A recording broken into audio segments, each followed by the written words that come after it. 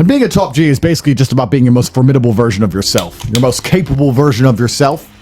And you'll often see that hard work beats talent when talent doesn't work hard.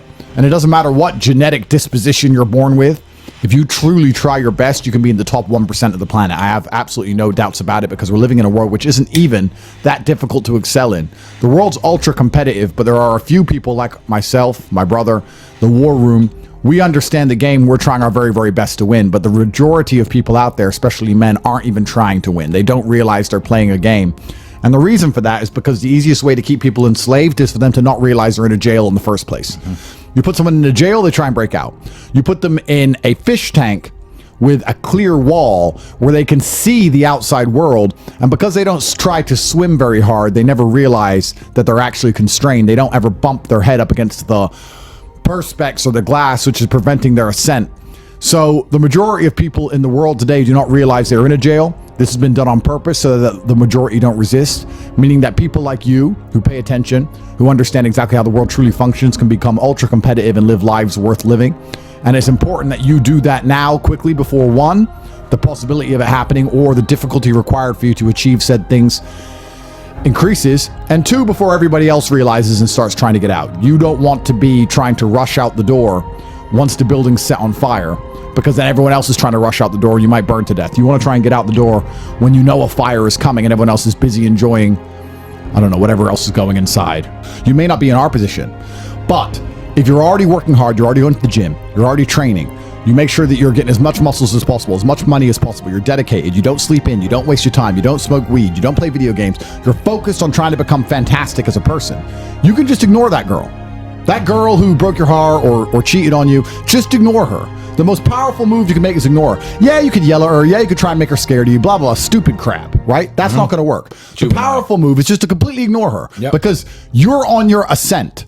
She is likely on her descent. She likely has no intention of improving herself, no intention of becoming richer, no intention of becoming better looking. Time is against her. As she gets older, she's going to lose her looks. You're going to continue your ascent, and she's going to have to watch you for the rest of her life be the man that she could have been with that she's no longer good enough for. The best thing you can do is simply ignore her. That is the powerful move. And it's the same with also men. It's not even a gendered argument. There's men who want to be your friends right now or who wanted to be your friend, and they did something wrong to you. And if you're on the right path doing the right things, karma, God, the universe, whatever you want to call it, is going to teach them a lesson for simply failing to be a good person to you while they had the chance. Yeah. So it doesn't matter what the clown world does, that you are prepared. You're the most adaptable as possible. Darwin, I think he said, it's the most adaptable of the species which survives. And there are certain things you can do which are always the correct thing to do, regardless of the situation you're in. Regardless if your life is going well, going bad, you're free, you're in jail, you're rich, you're poor, you can do the same things to ensure you have the maximum possible output. Fortune favors the prepared mind. Fortune favors the prepared mind. Absolutely right. If you remove the emotionality from events and try to find your fault in them, which is what I do because I believe in absolute self-accountability. So I blamed myself for going to jail. Yes, it's a matrix attack. Yes, I'm innocent. Yes, a girl lied. Yes, but I'm still blaming myself. What have I done that put me in jail? And I became massively, monumentally influential on the internet. I said things that the government and the power structure did not like. I then understood that a judge who's looking at my case, and I'm logical. If you're a judge and you sit and then you hear human trafficking, and then I'm brought in there and I'm Mr. fucking skinhead with my muscles, and I walk in there and they go, okay, Bugatti, Ferrari, Koenigsegg, yacht, jet, girl, okay. Yeah. Probably jail. I understand how these things happened, and I'm not emotional about it. I'm not bitter about it. You feel happy as a man when you feel respected and needed. You need a purpose. People need to need you alive. If you're the kind of man who everyone's life can function perfectly fine if you get struck by lightning, then you're not going to feel happy. You're going to feel happy when you realize that people need you. And for them to need you, you have to be useful and you have to be competent. And whether that's children or your girlfriend or your parents or anyone else who cares about you, I think living for other people is one of the most beautiful things a man can do because it gives you a purpose, a higher purpose. And most of the men out there who live normal lives do exactly that. Why do they work jobs? They work jobs for other people. They don't do it for themselves. Yeah. They don't even keep most of the money. It goes on the kid, the wife, the house, and they're taking care of others. And that's a masculine imperative. This goes back to what we said at the beginning, because you find solitude and you find solace in the fact that when you call up the people you care about, their bills are paid. That's the only thing that made me feel good in jail. I'd call up the mother of my children. Are you good? Yeah, I'm good. Bills paid, bills paid. She going to private school? Going to private school. Good. Okay, you're paid. Everyone I called on the outside was good. Because if they weren't, I would have felt much worse. But thank God I had my things in order. And then this goes by extension to the men at home watching this right now. You think you've got a bank account with some money in it, and you think that you are capable of taking care of the people you love. Wait till the feds come. If that bank's gone, and all your access to all bank cards and money is gone, and your passport's gone, and your ability to work is gone, and you're going to soon learn that you can't take care of anybody unless you've done a lot of groundwork for a long time before they hit you. And you're going to see. Guys you can count on. Guys you can say, send me $1 million here, I'll fix it later. And they'll just do it. Yeah. And there's not many people who have that kind of network or that kind of brotherhood, because you are the type of person you hang around with, and not many people are good enough a friend to have good friends. Yeah. And then you're in trouble. As soon as you are granted life, you are guaranteed death. What you do in between is up to you. You are all conscious. That could end tomorrow, that could end in 100 years. But the time between the beginning of your consciousness and the end of it is completely up to you. Training is never the wrong decision. If you're in jail, you should train. If you are free, you should train. If you are rich, you should train. If you are poor, you should train. If you smoke, you should train. If you don't smoke, you should train. If you drink, you should train. If you don't drink, you should train. You cannot escape that hard work is always the correct decision. There is no time in any scenario when working hard is going to be the wrong answer.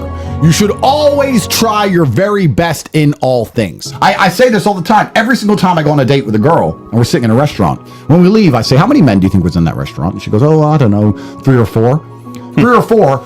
There was 10 waiters who you didn't even see. They're invisible to you. Yep. They don't even exist. He brought you a drink. He spoke to you. He asked you what you wanted to eat. I had to tell you to say please and thank you to his ass because you're fucking rude.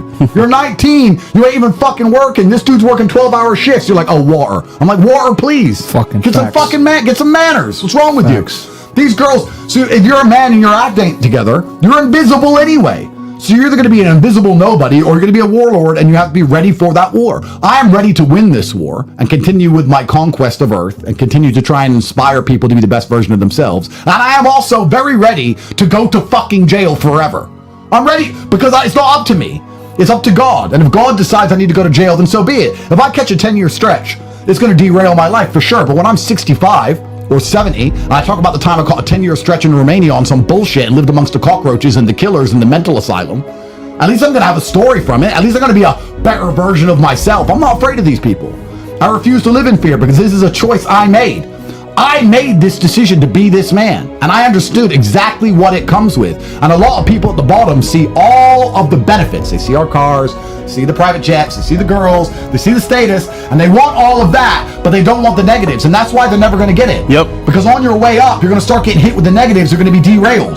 There's no way to get to the top without dealing with monumental levels of stress. I often say the reason a lot of people don't have the things they want is they couldn't handle the things they want. They couldn't handle the life that is required to get the things they want.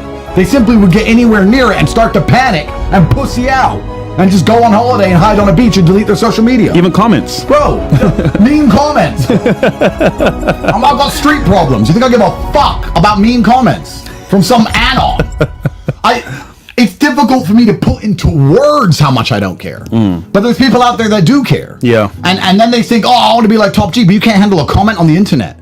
Bruv, these people are born to lose. So you have to decide, and you need to look in the mirror and really make a decision, because I think perhaps if you want to build a life, choosing your life path and knowing which life path you want to go down is going to allow you to be the most effective in the construction of that life. If you say, I can't handle that stress, I want to be somewhere in the middle, then accept it, accept the good and bad that comes with that, accept the kind of life you want to build and go do it.